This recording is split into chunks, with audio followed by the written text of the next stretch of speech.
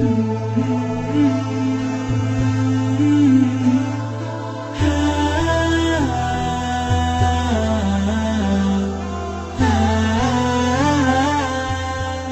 tuh zatnya, kalau kita ke teman bilangnya orangnya gitu ya. Allah itu zatnya nggak enakan. Apa bukti Allah nggak enakan? Tuh buktinya tuh ayat sebelum tentang pengubahan kiblat, Allah mengatakan raufun, dirinya tuh rauf, artinya rauf itu nggak enakan. Apa wujud nggak enakan Allah? Salah satunya ayat tentang puasa. Itu Allah nggak enakan banget tuh. Mau nyuruh kita puasa aja, perintahnya satu, tapi bahasa-bahasa untuk seolah-olah memotivasi kita, itu satu lembar loh. Ya ayyuhalladzina amanu, kutiba alaikumussyam. Makanya bacanya jangan, ya ayyuhalladzina amanu, beda itu. Beda intonasi, beda pesan. Tapi kalau kita baca, ya ayyuhalladzina amanu, kan kata Nabi, bacalah Al-Quran dengan suara sedih kan? Bukan dengan suara teriak. Kadang kita, ya ayyuhalladzina amanu, tergantung khotibnya kan ya. Padahal kadang ayat itu turunnya nggak gini, tapi santai turunnya. Ya ayyuhalladzina amanu, kutiba alaikumussyam. Wahai orang yang beriman, diwajibkan bagi kalian berpuasa. Tapi coba perhatikan kalimat berikutnya. Kayak Allah nggak enakan banget. Kama kutiba alal ladzina min qablikum, seperti telah diwajibkan kepada orang sebelum kalian. Seolah-olah Allah ngomong gini, puasa ya, tapi nggak usah khawatir, bukan kalian doang yang disuruh, yang lain juga disuruh gitu. Kayak kita bilang ke teman kita nih, lagi ada event, kita jadi panitia gitu.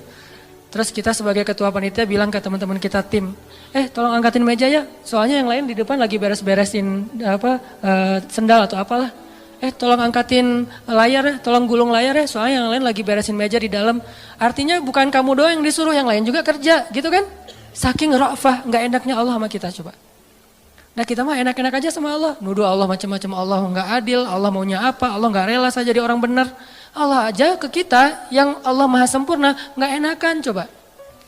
Wahai orang yang beriman, berpuasalah atau diwajibkan bagi kalian berpuasa. Tapi bukan kalian doang, orang sebelum kalian juga diwajibin. Kama kutiba alal ladzina min qablikum. Ini untuk kalian, bukan untuk saya. La'allakum tattaqun, supaya kalian bisa jaga diri. Kan takwa itu menjaga, wiqayah. Bisa jaga diri, maksud jaga diri apa Ustadz? Kan kata Nabi juga bagi para jomblo, kata Nabi kan ya. Kalau kalian udah sanggup menikah, menikahlah. Kalau nggak sanggup atau nggak ada yang mau sih, nggak ada hadisnya sih, nggak sanggup maksudnya. Nabi kan ngomongnya elegan ya, saya aja yang nerjemahinnya kurang elegan. Maksud nggak sanggup di sini itu bukan cuma nggak punya materi, nggak ada yang mau juga. Kan nggak mungkin Nabi bilang nggak mau ya, nggak ada yang mau ya, nggak mungkin kan?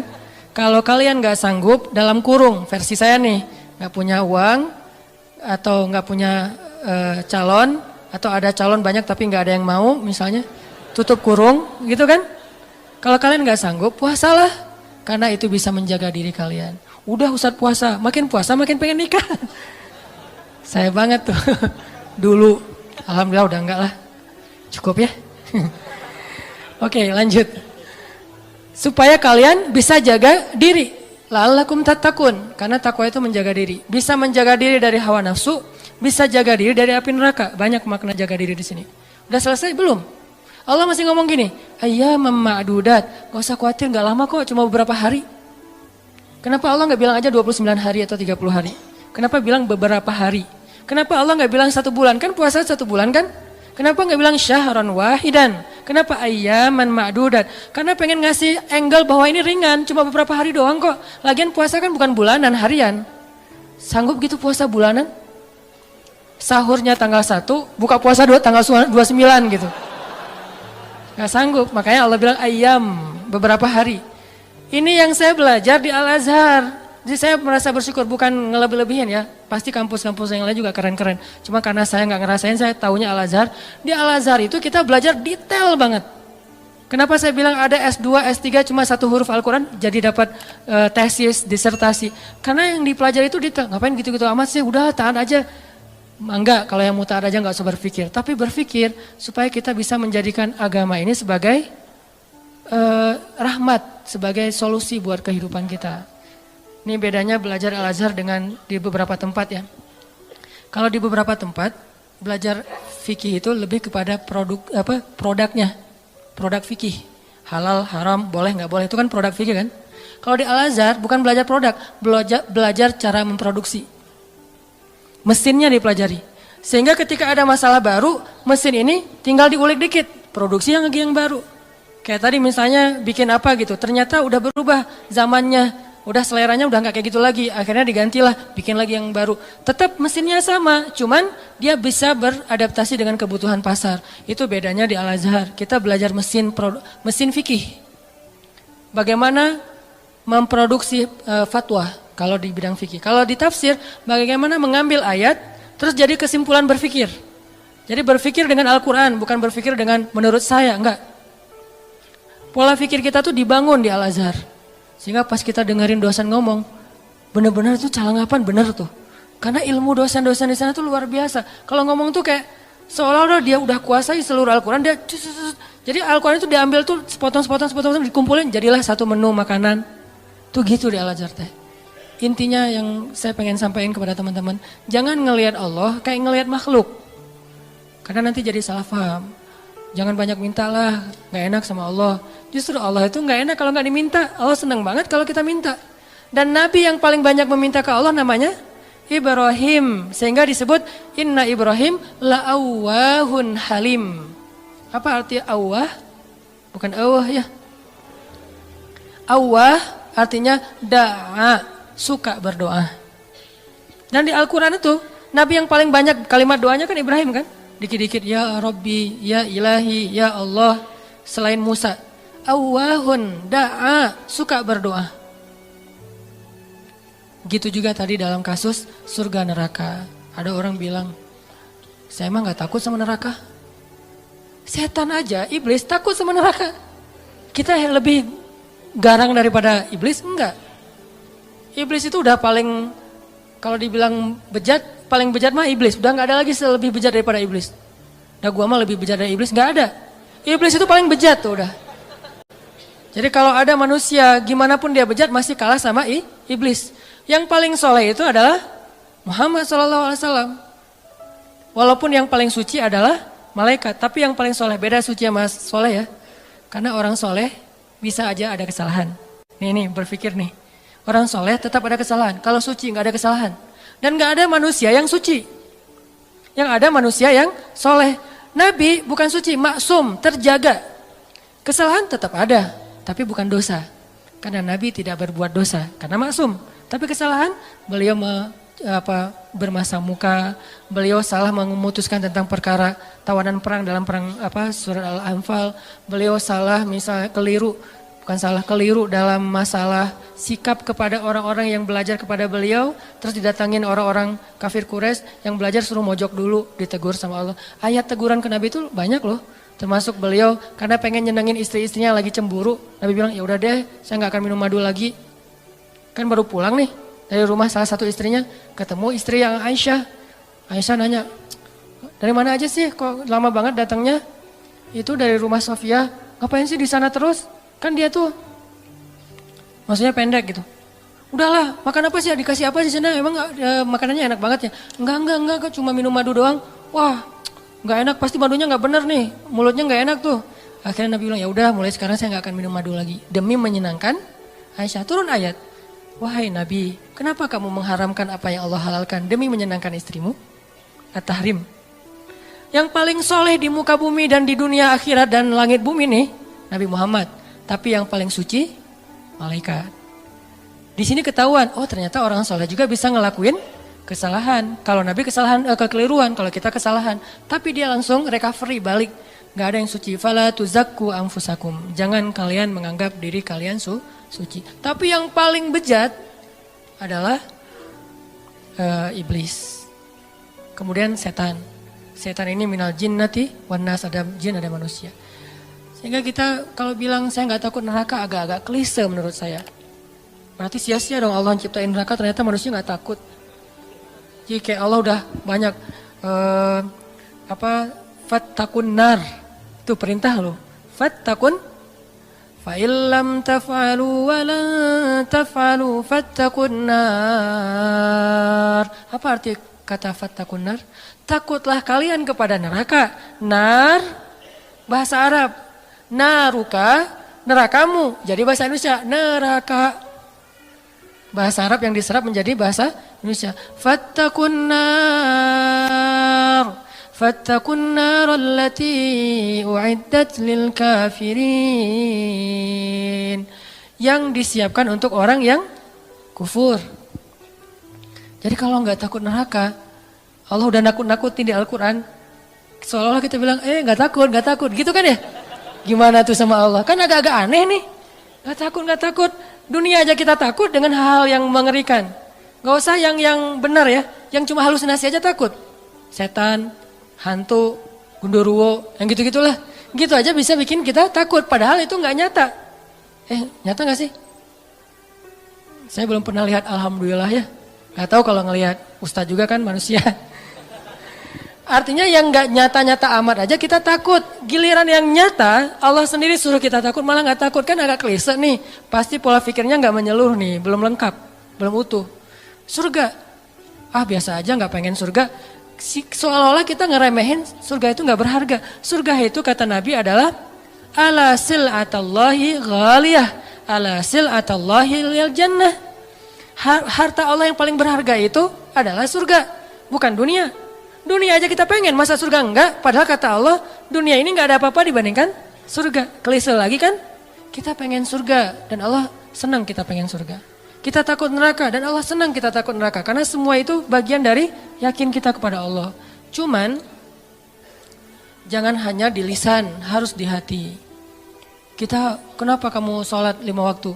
Kalau saya nggak sholat, ntar diazab kubur. Nggak apa-apa. Kenapa kamu sedekah? Karena pengen dapat pahala banyak. Nggak apa-apa. Wah, kalian mah nggak ada yang tulus. Dan saya mah kalau sholat, sedekah segala macam, bukan karena surga neraka. Saya sholat dan segala macam karena cinta sama Allah. Nggak ada tolak belakangnya antara satu dengan yang lain. Cinta bagian dari iman, takut bagian dari iman, berharap bagian dari iman. Kan iman itu ada 60-an cabang. Termasuk malu, bagian dari iman. Sehingga nggak perlu dibentur-benturin, ambil yang sebagian, buang yang lain, nggak. Terus gimana nih? Orang beriman juga berderajat. Lahum darajatun. Ada yang imannya baru malu doang nih. Ada yang imannya udah malu plus takut. Ada yang imannya udah malu plus takut plus berharap. Ada yang iman, malu, takut, berharap, cinta. Terus nambah-nambah. Karena darajatun. Manusia itu berderajat-derajat di antara orang yang beriman. Setelah Allah bilang ulaika humul mu'minuna haqqa, Allah bilang lahum darajatun. Mereka bertingkat-tingkat. Jadi teman-teman, coba kita bayangin bahwa Allah itu emang kangen sama kita. Allah tersenyum kepada hambanya. Dulu ada beberapa orang yang mungkin karena salah paham maksud saya, pernah dalam tanda petik tahzir lah ya. Dulu saya pernah mengalami masa-masa tahzir tapi dicuekin. Katanya Allah senyum. Apa Anda waras? Allah kok senyum? Ada banyak hadis Allah tersenyum. Salah satu hadis Allah tersenyum itu hadis tentang doa safar kan? Ketika Ali bin Abi Thalib naik ke atas kendaraan bilang Allahu Akbar. Duduk di atas kendaraan mengatakan Alhamdulillah. Ketika mau udah jalan baca Subhanalladzi sakhkhara lana hadza. Kemudian di akhirnya Rabbi zalamtu nafsi zulman katsira fa innahu la yaghfirudz dzunuba illa anta faghfirli fama yaghfirudz dzunuba faghfirli maghfiratan min indika warhamni. Lalu setelah baca itu Ali tersenyum. Orang yang bawa onta atau kudanya Ali ngelihat, "Ya Ali, kenapa Anda tersenyum?" Kata Ali, "Karena saya melihat Rasulullah juga tersenyum dulu setelah membaca doa ini." Lalu saya tanya ke Rasul, "Kenapa Nabi tersenyum?" Kata Nabi mengatakan, "Karena setelah membaca doa ini Allah tersenyum." Kapan Allah tersenyum? Ketika kita beristighfar. Jadi kalau kita beristighfar teman-teman, Allah senyum. Cuman gimana senyumnya Allah? Laisa kamitslihi syai'. Allah nggak sama dengan makhluk. Cuman kita yakin Allah tersenyum. Gimana bentuk senyumnya nggak usah dibayang-bayangin. Allah senyumnya gini nggak ya? Nggak usah dibayang-bayangin. Allah senyumnya gini atau yang flat tapi banyak kelihatan gigi gitu kan, kayak emoticon gitu. Enggak lah, nggak usah dibayangin. Pokoknya senyum weh. Allah senyum artinya Allah senang. Termasuk kayak ada hambanya yang bertobat, Allah tuh bahagia. Saking bahagianya lebih daripada orang yang ketika dapatin onta yang hilang, terus dia bilang, Allah anta abdi wa ana rabbuk. Ya Allah, engkaulah hambaku dan aku Tuhanmu. Ngomongnya salah saking bahagia. Allah lebih bahagia dari orang itu terhadap orang yang bertobat. Berarti kan Allah emosional ya.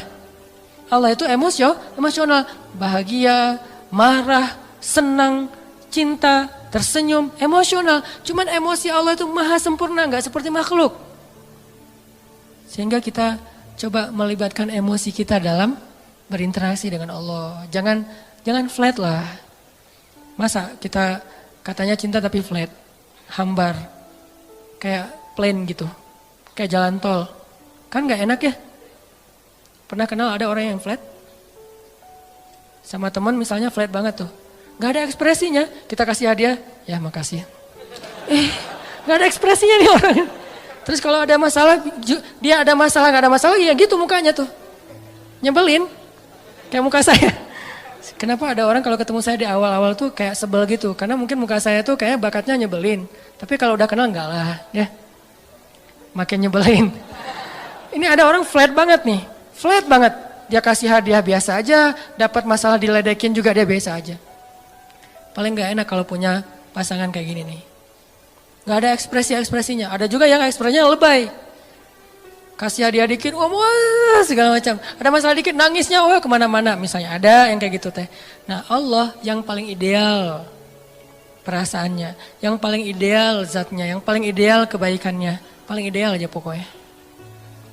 Jadi kita coba melibatkan emosi kita ketika kita berinteraksi dengan Allah. Allah kangen sama kita. Cuman kangennya Allah karena pengen ngampunin dosa-dosa kita. Kata Nabi setiap sepertiga malam Allah turun ke langit dunia. Terus Allah manggil-manggil. Saya kalau ngebayangin ini Allah manggil-manggil. Coba ya, Allah manggil-manggil. Duh, jangan kasihan karena Allah gak akan hina kayak gitu. Cuman gak enak. Allah manggil-manggil. Saya kok sombong banget ya gak menyambut panggilan Allah gitu. Walaupun gak wajib kita datang. Udah gitu, bayangin ya Allah manggil-manggil tapi gak wajib didatengin. Allah manggil-manggil, Allah telepon gak wajib diangkat. Kan Allah baik banget kan? Harusnya kan Allah kalau Allah manggil harus datang ya. Kayak sholat 5 waktu misalnya Allah panggil, boleh kita misalnya gak datang segera. Walaupun gak baik, yang paling baik itu datangnya segera. Di tempat panggilan itu dikumandangkan. Tapi kalau gak datang segera juga gak sampai dosa. Cuman kehilangan banyak kebaikan lah.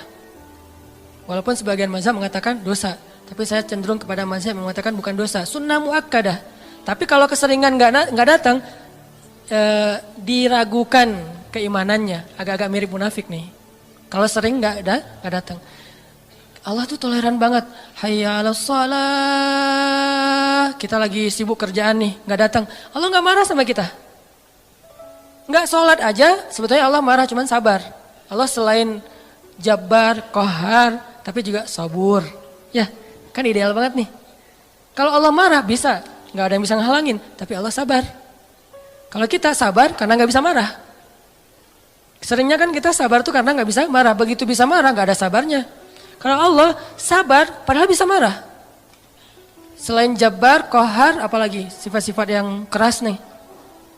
Muntakim, tapi di sisi lain sifat jamal. Makanya ada sifat jamal, ada sifat kamal.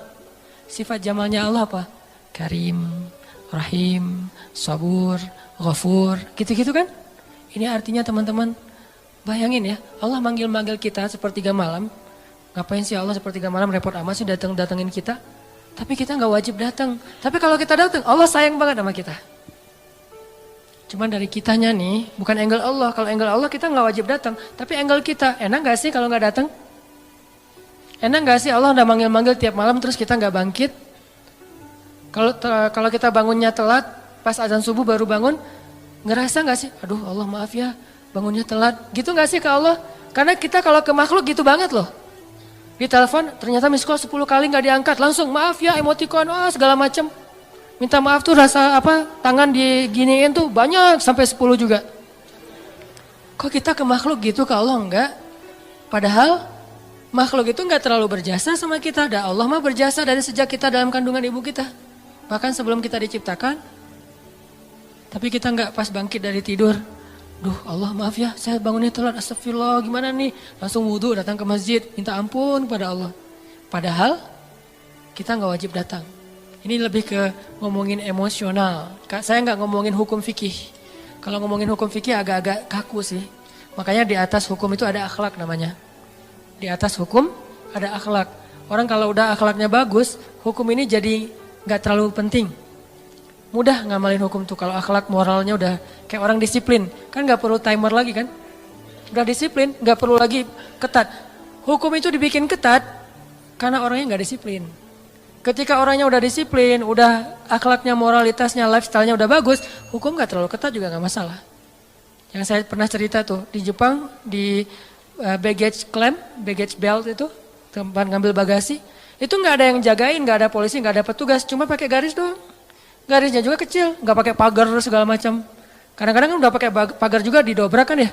Ini garis, kenapa jadi ringan gitu? Karena orangnya udah bagus moralnya. Berarti di atas hukum ada moralitas. Di atas fikih ada akhlak.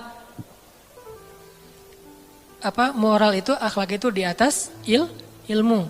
Orang punya ilmu tapi nggak berakhlak agak kurang pas. Sehingga nih bedanya hukum fikih sama akhlak nih. Anjing hukum fikihnya apa? Anjing hukum fikihnya bukan haram, najis. Makan anjing, hukum fikihnya haram. Anjingnya najis, beda ya, makan anjing sama anjingnya. Anjing dalam fikih itu najis. Kena liurnya.